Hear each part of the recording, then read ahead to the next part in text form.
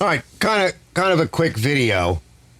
Focus on sharpening mulching blades, particularly for this. In this case, these are somewhat smaller blades because this goes on a Cub Cadet walk behind that I have on my channel.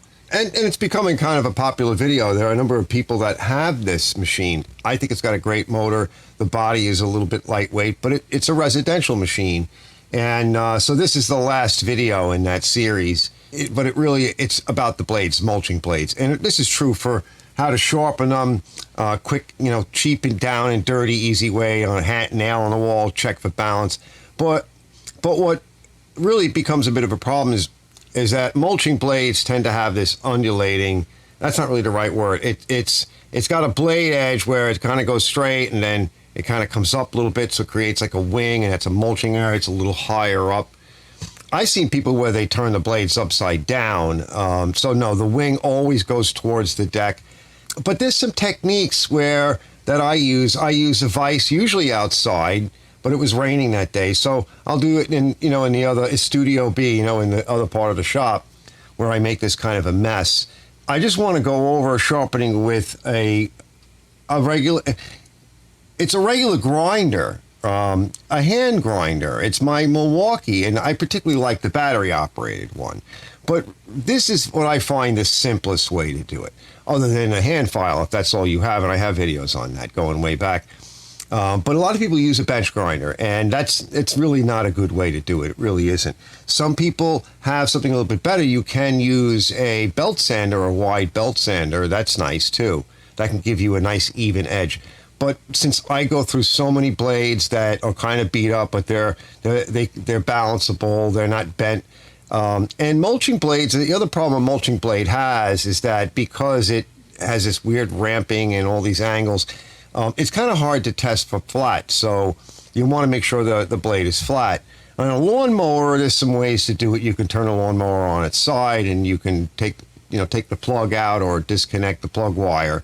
And you can spin the motor over, you pull the brake back, tie it back with something, and you can pull the motor over and you can check against the same spot. I usually go find a spot on the deck. It's usually on the bottom. I measure it. Often I find it's about a ½ inch to a quarter of an inch back. It should never be past that deck.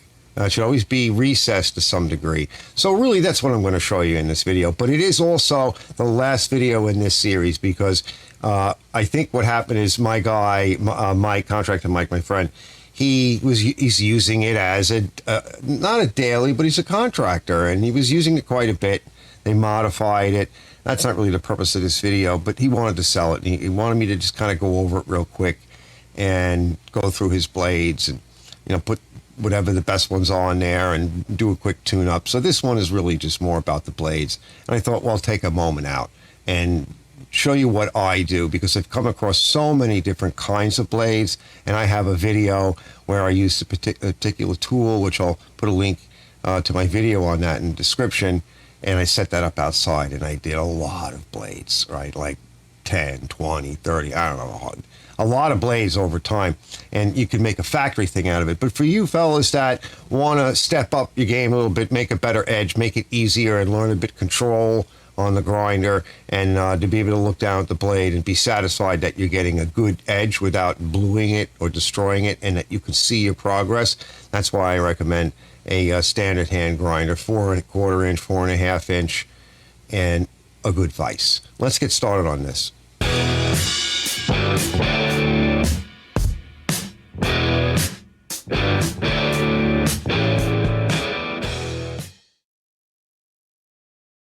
All right, now I clean my blades, as you can see, for the most part. So a lot of times, when these machines come in, they get a small charge to give everything a quick bath, defoul the deck and what have you. And of course, with the pressure washer. And while I'm underneath, I pull the blades off and I lay them down and I clean them.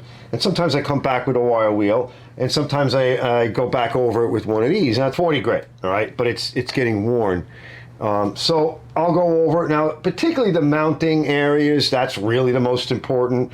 But if there's any burrs, we'll get rid of them. And I just quick flatten this, just a light flattening. And I want to show you there's one trick I have at the end. I like this and on a vise rather than a machine. I do have a video I'll show you guys. I'll put a link somewhere on a machine that I have that uses a grinder, and it allows you to really get the angles right, and it's a very popular video, but I like it by hand because I can correct.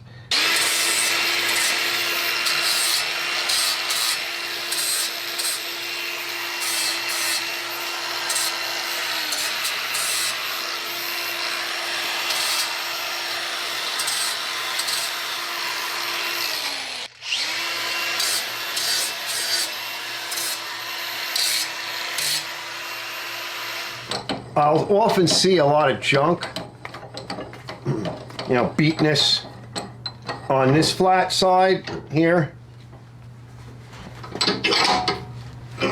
And I like to kind of go over it real quick. I don't put any angle on it, just to flatten and get off any burrs.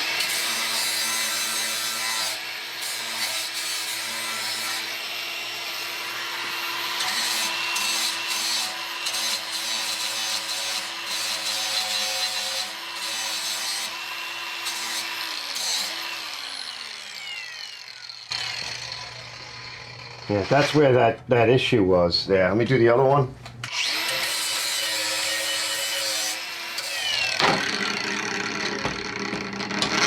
And then if there's more issues, let me back you out a little. Like dirt or whatever, or rust, I'll address it like that. But I got rid of that nasty down here. So I'll go through all my blades like that, and now we can come back to this. And I might flip it around the other way, do the top surface, but this one's good. So I'm just going to hit the top real quick.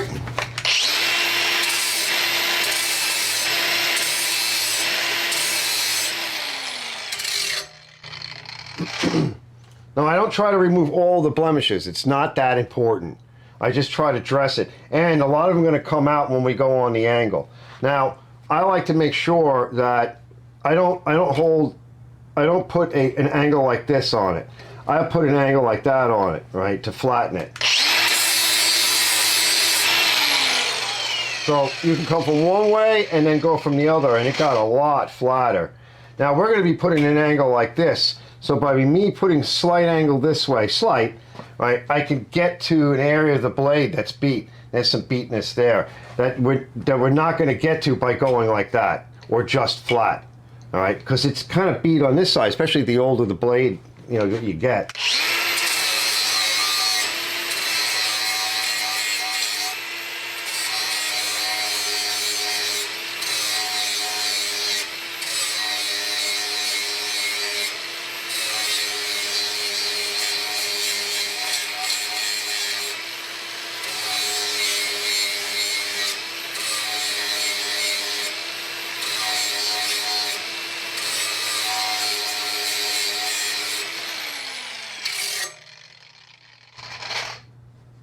Okay, now try to follow that angle.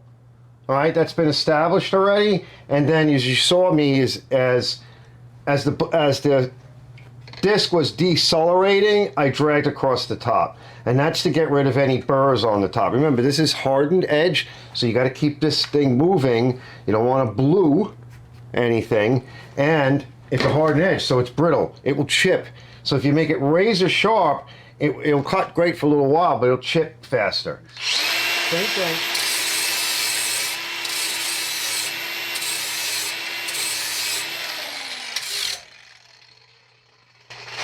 Now I'm not pressing very hard when I do that, just enough to create this sort of back angle.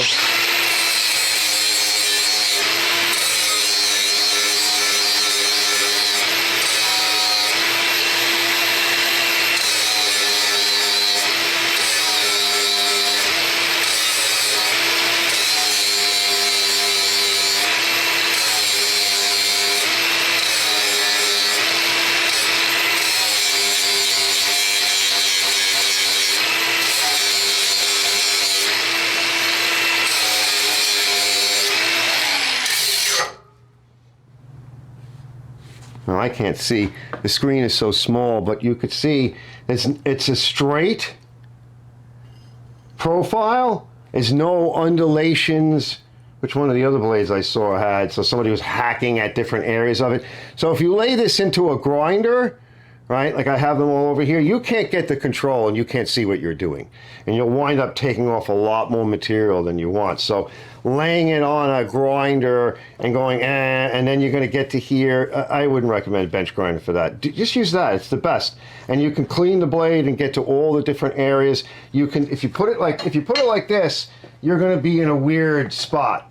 And you're going to hold it in a weird way. If you put it like this, you're going to have a lot more control and you can look down at the edge as you're working.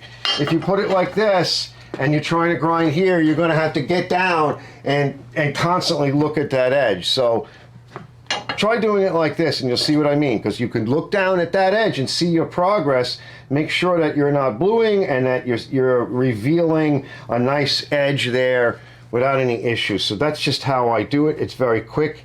By freehand, once you learn some techniques. And don't forget to check the link down in the description for that tool that I was talking about if you want to do a whole bunch of them like I did, a lot of blades, and they came out really good, and it's not an expensive tool. Stand by.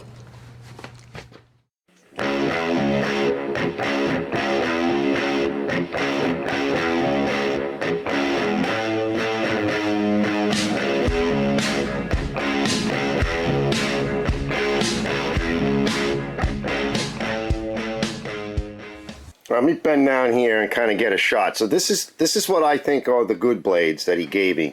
Used, but you know, the wings aren't great, but they're close in balance. I like to put them together. Whenever I have matched blades, I like to put them together. See how they fit in here. All right, let me get something to point with. Because sometimes when you stick your finger in, it's too much for the camera and it starts losing focus. And notice the space here. You can measure that, but I'm laying, this is a flat table. Even though it's got like this pseudo diamond plate, let's spin them around the other way. All right, and you can measure, you can take your little ruler. You know, I think one might be, look, see, one might be a little bit off there. Notice, you know, the contouring is a little bit different. But he's using this as a contractor machine. I think he wants to sell it.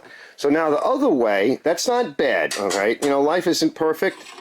And, you know, sometimes you got to humor these guys.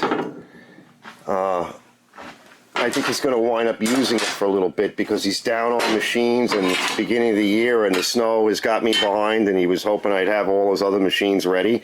So fellas, look, if it's your own, you know, machine for your house and your nice property, just get new blades, all right? But just to check, so it's laying real flat here, and it's laying really flat over there. Oh, magnet alert. Laying really flat over there, and it looks pretty good. It's the same thing with this one. It's laying pretty flat here, and because it's laying pretty flat there, it's a little bit up there. You know, this is the weak spot, right? That's okay. A weak spot is a good thing. Like, notice how it's sort of built into the blade. That's kind of good because if you hit something on the end, you're going to impart a lot of energy and bend the blade instead of destroying your spindles. And everything is all, I always like to clean the mounting surfaces. And notice the touch of wobble here. Okay? And what's nice about having the two blades, you know, you can compare, right? It's sort of a normal wobble. And now the other way, magnet alert. Put them this way as well and observe the behavior, right? Is it sitting flat? Right, sits pretty flat. Right, very little movement. Notice the kind of movement it is. Notice go along it and see what you got, right? And again, you could go grab your little ruler and see. Now, these wings are slightly different lengths now because they're worn. This one's better. This is the best wing. So, not happy with that, of course. Now, let's look at his beat blades. And I'm going to tell him, like, I think maybe one of these blades might be okay, but you know, I would hate to use them. So, this blade sits kind of flat, and even though it's got all the chewy out of it, you know, it's relatively flat. And then, of course, this way, let's bring it over here. Oh, that one wobbles a lot. This one wobbles a lot less, but this one wobbles a lot more. Look at that. And even though this one's been hit, what's going on with that, right? Let's go that way. Well, it doesn't wobble as much there, but we can kind of see it is a little bit different. Now, let's do it like this. Now we can actually measure that, and when I swing it around, you know, they're real close. Now, again,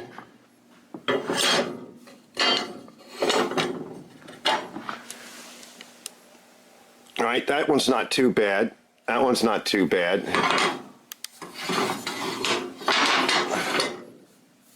Yeah, see, she's a little bent up in there. Okay? And a little bit distorted here. So it caught a little bit. His blades aren't terrible. These are the better blades, obviously, and they're not terrible, because whatever the better blades are, even though I sharpen these up and everything, he can sort of put these on the side for now. Whatever blades he's got that are better, we'll use, and then whatever match it is, and that's that. And he can have the others, and unless I see one of these is really bad. Right? That's about as balanced as you're going to get it because of all the different weights and undulations in the shape of the blade. If you try to put it on something this way and check it, yeah, good luck with that. These are not easy to balance, but I've seen them. I had one before that was leaning like that. So try to center it and let it humor, and you'll see, you'll get it close enough. I've seen them from the factory lean down, so always check them.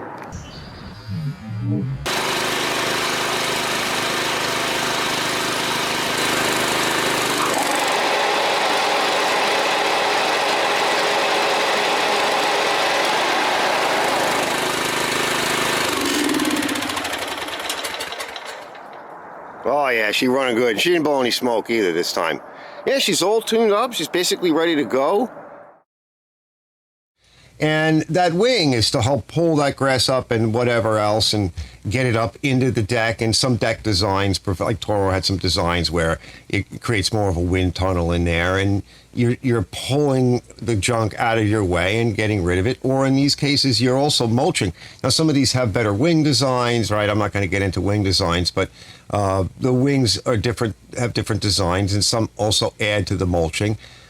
So a lot of the mulching blades don't create a lot of lift, so they're not as good at bagging. These are combo blades. I actually like combo blades. Many of us are used to a long flat blade with a wing, and you just, you know, there you can grind those on a machine, you can grind those on a lot of things, but you still want to be mindful of the edge and being able to look down at it and getting that angle right. I like doing blades outside, getting them clean. Make sure the mounting surfaces are clean, free of grass and junk. If you want to get a little bit more life out of that, you can grease the blade surface where it mounts to the, in the case of a spindle or a blade adapter, you wire wheel it, make sure if there's locating pins or something, make sure that they're able to engage and there isn't all this crap and rust all around it. Again, wire wheel on a drill, get that nice. You can even use your grinder a little bit, and just be mindful of it. That way the blade sits flat on the hub or the spindle or the hub of the spindle, whatever that is, and it's going to run true and flat. And depending upon, you know,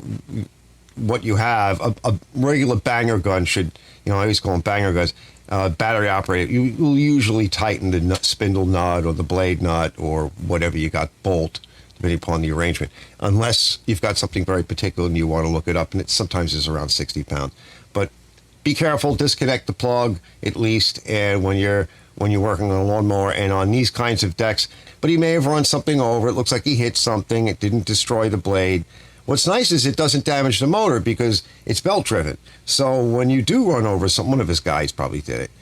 Even if you bend the blade really bad, you're not going to gack the motor like what happens on a lawnmower, right? Where it screws up the engine. But that is it for this particular machine, because he sold it. He got really good money for it. Because they are valuable, and today everything's expensive, but they are very nice machines for a residence. They're very valuable, and they make life a lot quicker. It's kind of got like a transmission setup in the back. It's basically a cheaper version. It's a version that would be much like a standard lawn tractor, non-hydro. You know, really kind of old school, but nice on something like this. It'll last a long time if it's taken care of. So if you want a little bit better cut, you just want to take care of your blades and not grind away too much. And once you get them at the right angle, you keep them there and you follow that line. All right. And hopefully this is helpful. And this is a goodbye to that nice Cub Cadet that I've been working on over time. All right. I'll see you guys in the next one. Thanks for watching this episode.